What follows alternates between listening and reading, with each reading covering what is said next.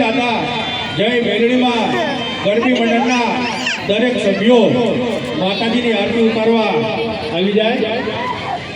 જય વાસંગી દાદા જય મેલડીમાં ગરબી મંડળના દરેક સભ્યો આજે માતાજીના ચોકમાં અને માતાજીની આઠમ છે તો માતાજીની આરતીનો લાવો લઈએ અને આ ચાચરના ચોકની અંદર સાક્ષાત માતાજી મેલડીમાં જગદંબા ચામુંડા અને વાસંગી દાદા દર્શન દીધો।